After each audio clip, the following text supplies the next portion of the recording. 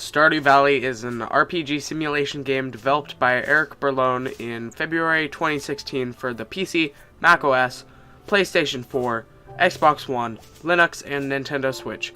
This game starts with your character stuck in a cubicle job working for Joja Corp, a Amazon or Walmart-esque company that works their employees to the ground.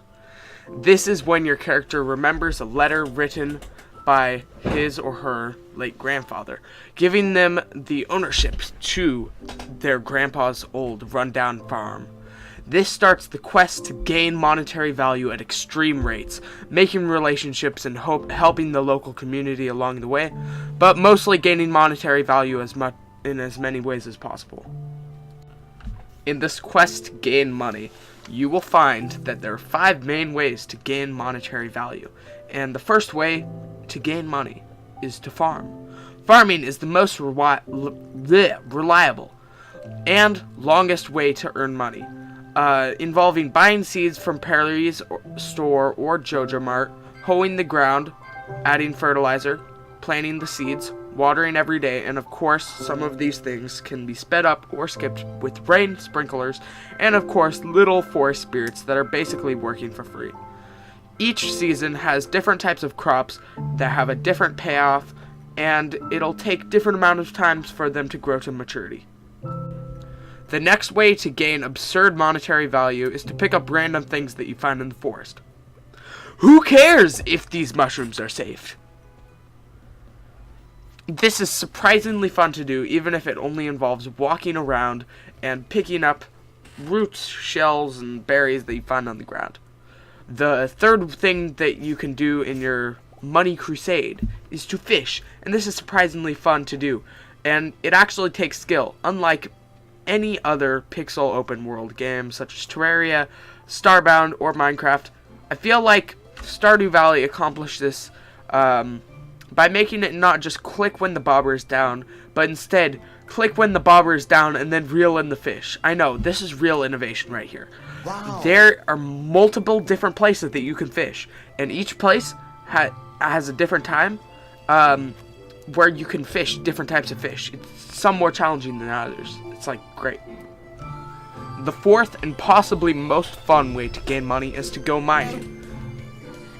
This really makes you feel like you're in a 2D Zelda game with hack and slash combat and simple let's go deeper mentality. Unfortunately, this game mode is so fun that you may not want to quit, while you forget about the fact that this game has a sleeping system that will brutally punish you for forgetting about staying up too late while mining, losing 5 items and 5 to 11 levels of progress in the mines and 10% of your gold. The final way to get money is by exploiting other people through charging insane amounts for simple errands like give Lewis sunfish to rub on his sore knees. This may be one of these better ways to earn money because while you're doing these errands, you will possibly pertain a surplus of what you need, and it'll make the people that you're doing errands for you like you more. A thing I'd also like to say is that you can actually take the evil path and pay out Joja Corp so they can demolish the community center and make Perry's go out of business. But if you do this, you'd be a sick bastard and you would burn in hell. Now, surprisingly, there are other things to do than make money. One of the most intriguing things to do is form relationships with people, eventually allowing you to date or marry a person of your choosing. This might not do very much, but it is still fun to see NPCs advance as human beings as you sit gaining money. Once you have a level 2 house and full heart marriage candidate, you can finally marry them and have the most useless children on the face of the earth. Like seriously, they do nothing. They can't work, they can't grow up, and they can't even go away. Nothing.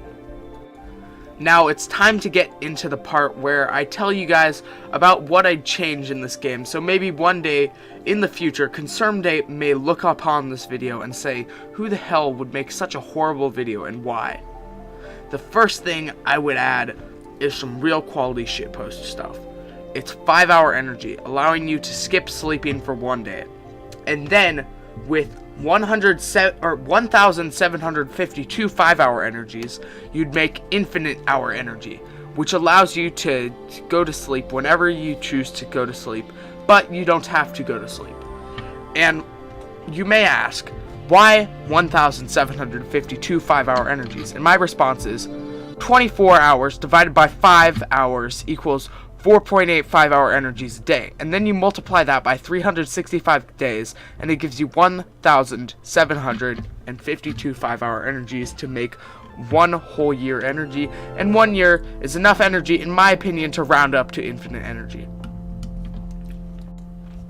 The second thing I would do to Stardew Valley would be to have some more extensive ways to control relationships, because right now you can only raise an NPC's feeling for you by giving them a gift twice a week, and you can't do anything else except on their birthdays. You can just give them a gift twice a week, and that really sucks because I love to have something that has more depth.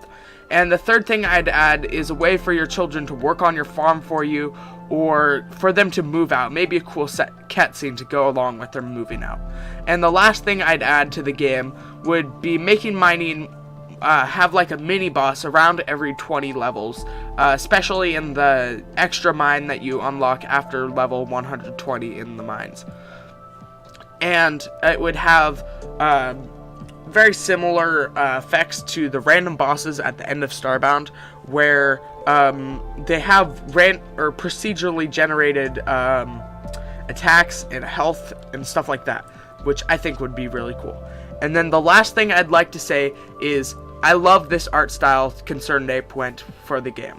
It's beautiful and simplistic, and maybe I'm just a sucker for pixel graphics, but this one really looks really good. Along with Terraria, it really hits the spot for me.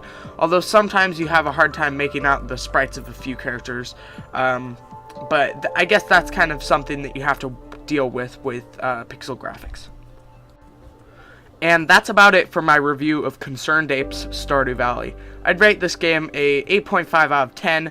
Could use a little bit more polish, but overall it's an amazing game, and I hope that Concerned Ape will keep on working on it and make it better next year or in the near before each year. And if you like this video, yeet on that subscribe button and like the video, because I'm a total sellout for only having 50 subs. And goodbye.